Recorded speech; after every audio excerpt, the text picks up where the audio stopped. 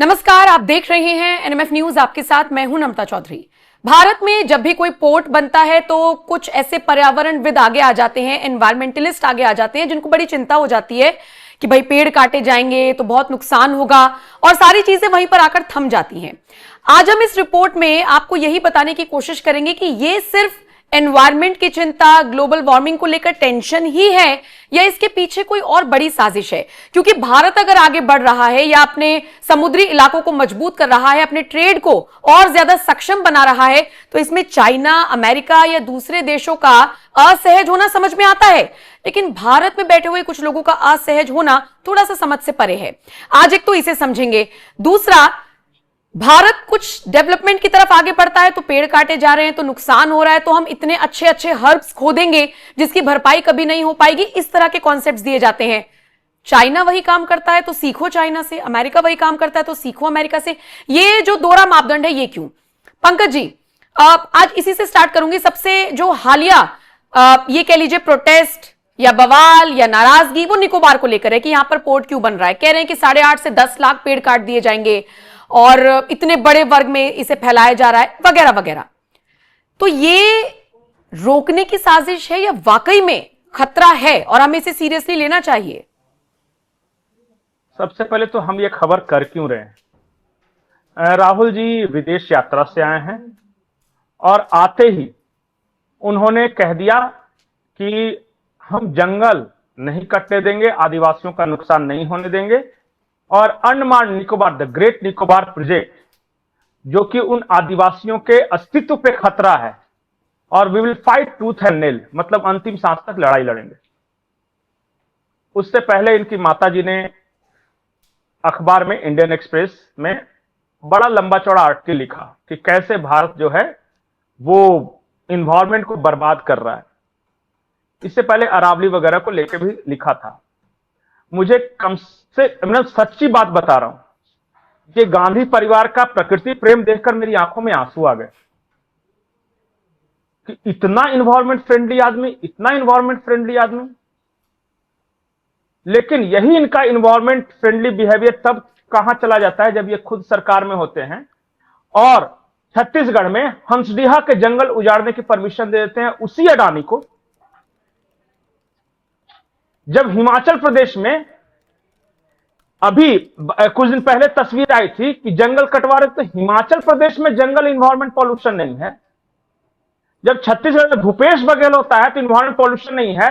जब इनकी यूपीए सरकार होती है तो मेरे झारखंड में कोयला घोटाला इतना बड़ा हो जाता है, जयराम रमेश हमेशा आते हैं, सारंडा के जंगल को काटने के लिए सारंडा एक्शन प्लान तैयार करते हैं, तब नहीं होता है। लेकिन इनका एक सिलेक्टिव इन्वायरमेंटल प्रेम क्यों जागता है? और उसी का मैं जवाब दे रहा हूं क्यों जागता है। और ये भारत से जुड़ा हुआ नहीं है, ये इंटरनेशनल पॉलिटिक्स से जुड़ा हुआ है।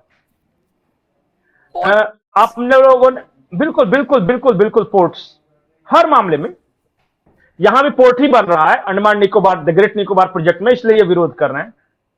आप पिछले 10 साल के रिकॉर्ड निकालकर देख लीजिए, 10 साल के मैं बोल रहा हूं, जहां जहां भारत में पोर्ट बन रहा हो या डेवलप कर रहा हो, वहां इस परिवार ने उसका विरोध किया है या नहीं किया है? वजिंगम पोर्ट, उसका विरोध किया। वाधवान पोर्ट, उसका विरोध किया। मुंबई पोर्ट, उसका विरोध किया। पोर्ट के मॉडर्नाइजेशन प्रोग्राम का विरोध किया। और हर जगह वही, मछुआरे बर्बाद हो जाएंगे तो आदिवासी ये हो जाएगा, वो हो जाएगा। कसम खा के बोलता हूं, जहां जहां भारत में पोर्ट डेवलप हुए, कहीं भी आज तक मछुआरे नहीं मरे। विजिंगम पोर्ट काम कर रहा है, वो बच गया।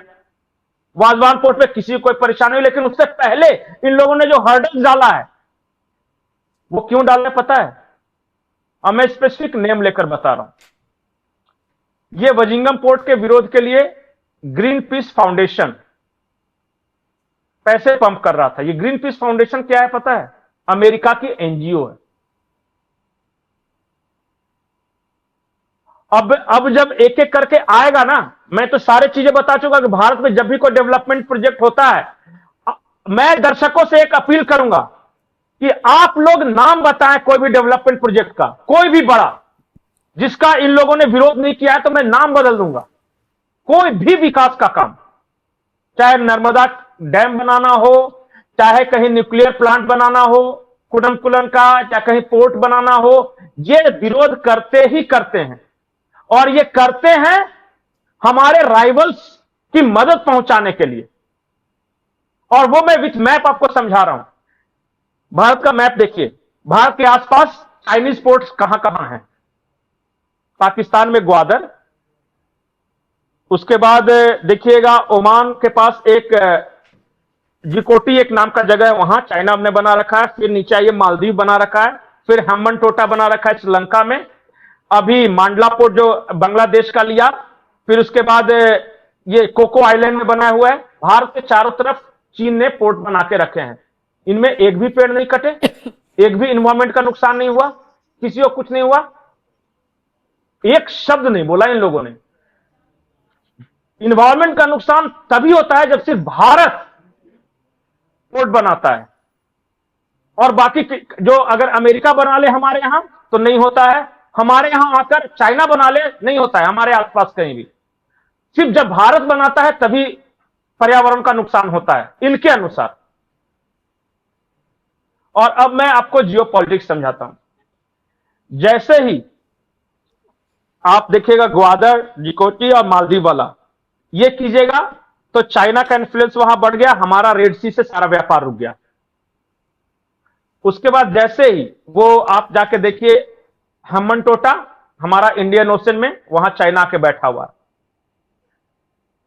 कोको आइलैंड में चाइना ने सबसे पावरफुल रडार लगा के रखे हैं। वो चित्तगोंग जो पोर्ट है वो जो चाइना मेंटेन कर रहा है। म्यांमार में 3-3 पोर्ट लिया है, वो कर रहा है। हमें चारों तरफ से बांधा है। इस दुनिया में लड़ाई सिर्फ और सिर्फ व्यापार की है, और कोई लड़ाई नहीं है। ट्रेड एंड कॉमर्स की ही लड़ाई है। जैसे ही भारत ने घोषणा की कि हम India middle east Europe economic corridor बनाएंगे, देखिए उसके रास्ते में कैसे कैसे विघ्न होने लगे। सबसे पहले जहां पे सबसे बड़ा वो वहां पे जो बंदरगाह बनना था, वहां हाइफा पोर्ट, वहां देखिए हमास ने अटैक करके वो डिस्ट्रैक्ट किया। आप जाके देखिए पूरे रास्ते में कैसे डिस्टर्बेंसेस हैं। पूरा जियोपॉलिटिक्स उसी से गवर्न हो रहा है। और हमारे यहां के कुछ लोग भारत के जियोपॉलिटिक्स स्ट्रेटजी को नुकसान पहुंचाने के लिए इस तरह की बातें कर रहे हैं। और बीच में फैक्ट्स बोल रहा हूं, मैं तो चैलेंज कर रहा हूं, यह मेरा ओपन चैलेंज है कि जिस चीज से भारत को फायदा होता हो उसका इन लोगों ने विरोध नहीं किया है ना महा बच्चे ने, तो फिर मेरा नाम बदल दीजिएगा। ठीक है, ये सारा देख लीजिए। और देखिए वो अंडमान का ग्रेट निकोबार प्रोजेक्ट का विरोध क्या कर रहे हैं। आप मैप देखिए, हमारा जो ग्रेट निकोबार प्रोजेक्ट बनेगा वो कहां बनेगा और उसके आसपास चाइना का कहां है। यह पूरा चाइना ब्लॉक हो जाएगा वहां पे। इस वजह से सबसे तीव्र विरोध है निकोबार प्रोजेक्ट का। इनको आदिवासियों की चिंता नहीं, आदिवासी वहां, ये तो सिर्फ थोड़े से एरिया में बन रहा है, बाकी तो संरक्षित एरिया में वो हैं। मैं क्यों ना बोलूं कि विदेशों से पैसा लेके ये देश के विकास को अवरुद्ध कर रहे हैं। आप बताइए, ये चल रहा है। अब मैं एक आंकड़ा देख रहा था 2012 में, जब ये मनमोहन की सरकार के आखिरी साल थे, तो हमारा पोर्ट रिवेन्यू था सिर्फ 11,000 करोड़। पता है मोदी सरकार में 247% बढ़ा है ये, और दुगना से भी ज्यादा है। इस साल के आंकड़े हैं 36,583 करोड़ का। वो कमाई हो रही है, 11 कमाई हमने 36,000 करोड़ कर दिया। पेट दर्द यहां पे है, चलिए ठीक पेट है। दर्द यहां पे है कि 23,000 कार्गो पर डे बर्जिंगम पोर्ट जो अडानी वाला है वहां से लोड अपलोड होने। दुनिया के कई देशों का नहीं, पार्किंग कितना लॉट बने हुए अपलोड हैं, और कितना डाउनलोड इससे फर्क नहीं पड़ रहा। आपने अडानी का नाम लिया ना, बात वहीं खत्म हो जाती है इन लोगों के लिए। अच्छा, अडानी का विरोध करे, वहां निकोबार में तो अडानी नहीं है, वहां क्यों विरोध कर रहे हैं? वहां तो भारत सरकार बना रही है, तो वहां इंडियन नेवी का भी विरोध कर रहे हैं। बनाए कोई भी, बनेगा तो हम विरोध करेंगे, बहाना चाहे। चलिए ठीक है। अभी चाइना ने बांग्लादेश वाला पोर्ट ले लिया, एक शब्द बोला कि कैसे जो कल तक हमारे पास था चाइना के पास चला गया, तो उसके बारे में तो खामोश रह जाएंगे। ठीक है, हमजा सिर्फ पाकिस्तान में नहीं होते, कुछ टी शर्ट पहनकर अपने यहां भी घूमते हैं। चलिए ठीक है, इस वीडियो में फिलहाल इतना ही। लेकिन ये सिर्फ खबर भर नहीं है, ये सोचने का विषय है कि भारत अगर आगे बढ़ रहा है, कोई भी डेवलपमेंटल प्रोजेक्ट है और बहुत नुकसान नहीं हो रहा है, तो उसको इस तरीके से प्रोपोगेट करने की कोई जरूरत नहीं है कि बहुत नुकसान हो रहा है और फिर चाइना से कंपेयर करने की भी कोई जरूरत नहीं है कि वहां देखिए और यहां नहीं हो रहा है। आप करने तो दे नहीं रहे हैं, ये अब आम जनता को समझ में आने लगा है। बाकी तो आप लोग समझदार हैं। ये डिस्कशन आपको कैसा लगा, कितना सार्थक लगा, कमेंट सेक्शन में बताइएगा। बाकी अपडेट्स के लिए एनएमएफ न्यूज देखते रहिए।